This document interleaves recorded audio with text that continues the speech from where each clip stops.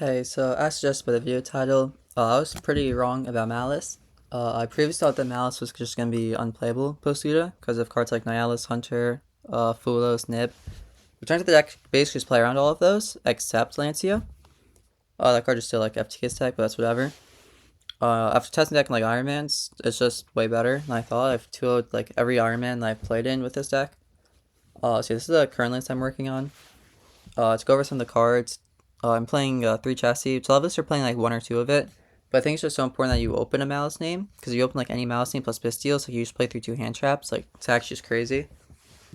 Still playing Allure in the deck. Maybe I'll cut this for like Lubalions. Because Allure is kind of weird if you don't open like a Malice name. You play like 7 Pistials, so you kind of have a lot of cards to draw off it. So I think it's fine for now. And then for the non-engine, I think Maltronus is needed. Going second is just really strong, and going first, like, it's just a god card in the mirror. A lot of lists aren't playing Fulos, which I think is crazy. I think this card is actually just broken. I guess it's just because, like, you draw so many cards during your combos, so you could draw into it. But, I mean, it's kind of fine because you need discards for, like, a Bow and Nightmare Griffin anyway. So if you're discarding cards anyway, like, I don't see the problem with it. And then for the side deck, I decided to play 3 Perulia, 3 Nihilus. You usually need cards for the mirror, so I have 6 cards for the mirror, Nihilus and Lancia. And then Thrust is basically a card for the mirror. It's not going second, but just going first. Being able to sell Sanctum, you basically just have 7 Lancias in your deck. That's just crazy. And then if your opponent does Chaos Hunter you, you could also just Thrust into talents to take that instead, depending on what the rest of your hand is. Oh yeah, extra is pretty standard. I think Cerberus is needed just because people are starting to play Chaos Hunter now. Which means that people need to play Cerberus, which means people will probably stop playing Chaos Hunter. So maybe this card will get cut, maybe not.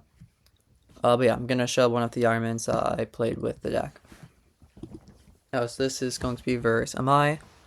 I end up losing the die roll. Open MTP, Ash, Juris, Nib, Lubalion. They start off with X to grab sword. And then special sword, grab ice. And then here they go forward. So I think they're playing pure.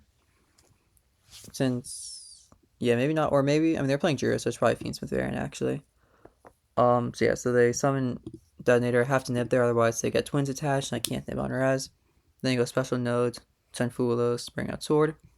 And then on here, I activate Juris Worm in case they decide to make another Detonator, so they can't pop the nib. And I just like get the bodies guaranteed on the field.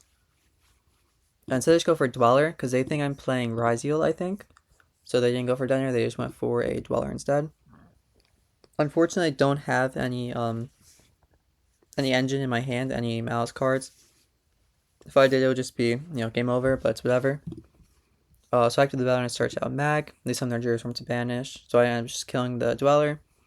Nib killing the Juris Worm. And they add mine. So I summon Mag out of the Detonator. And then I try to make his Haggard Lizardos to try and draw a Malice name, which I have like, there's like 12 Malice names in my deck. So if I draw any of those, I win. Plus like Terraforming is like 13.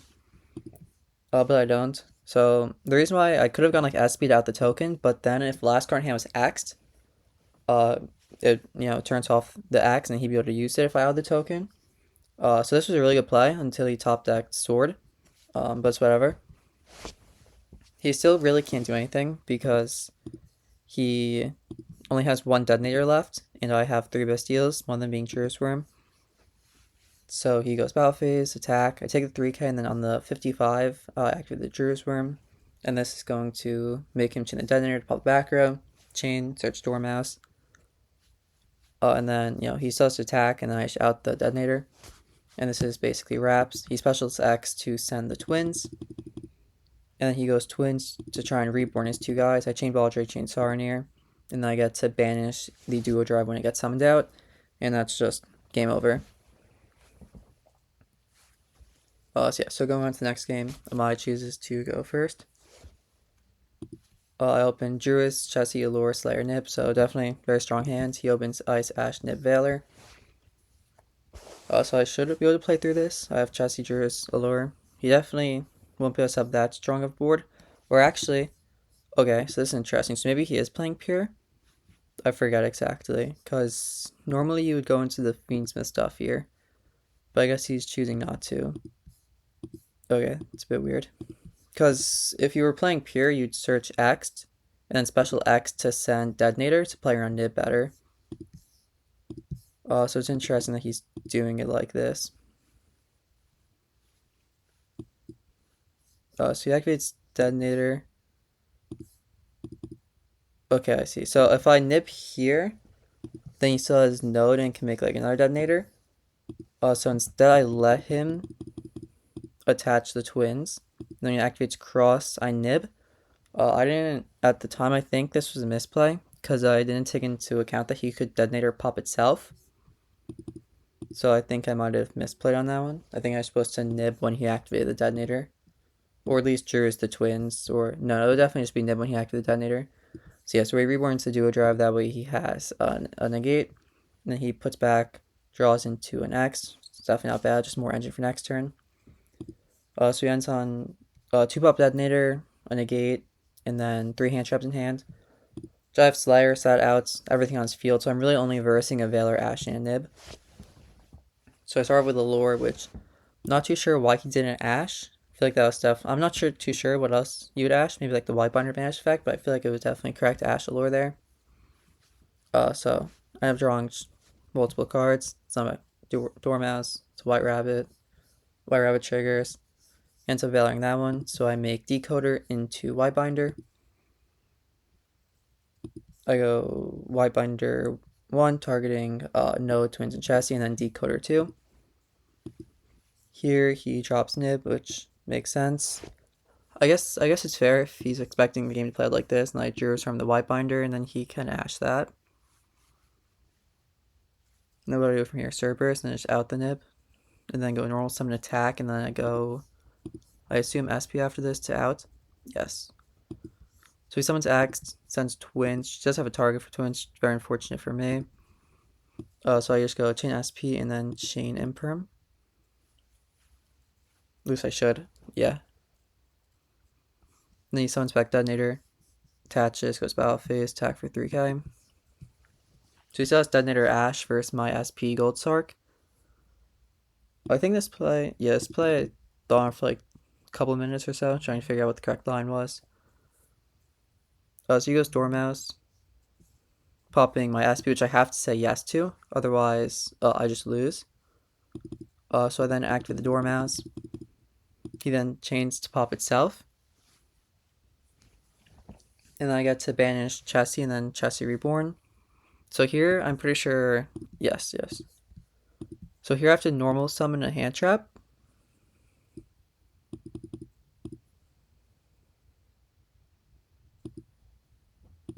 Yeah, so I normal summon Ash. Then I make Lizardos to banish White Rabbit. And if he didn't pop Chessie here, I actually just win the game. I was putting him on misplay and pop the Lizardos. Fortunately, he didn't. So I trigger White Rabbit, and then White Rabbit sets the GWC. So yeah, so he just pops everything. I set GWC, and then I have White Rabbit set up for next turn. So it's just very difficult for me to lose this game once you get GWC, White Rabbit rotation, like a grind game like this. So he top decks Fulos. I mean, it's level 4, but he just can't do anything with it. So I take 2200, almost lethal, but I have GWC to Reborn. So he just, yeah, game's just over. I keep in TB11 going second. So there's really, nothing that he can do. I still have a banish set up. I just banished all my 3 names. I just don't want to die this turn. If I don't die this turn, I win. So I just put everything in defense in case there's like a Bisteel like somehow punish me.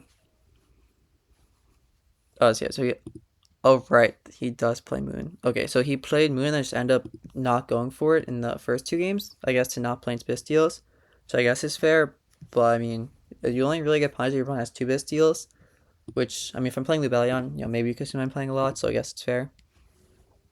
But yeah, I just Ash the Requiem, and then all yes is Fulos and Ash, top deck Saronir. Just fine. Like, I just switch both to attack, activate the Saronir, and it is lethal.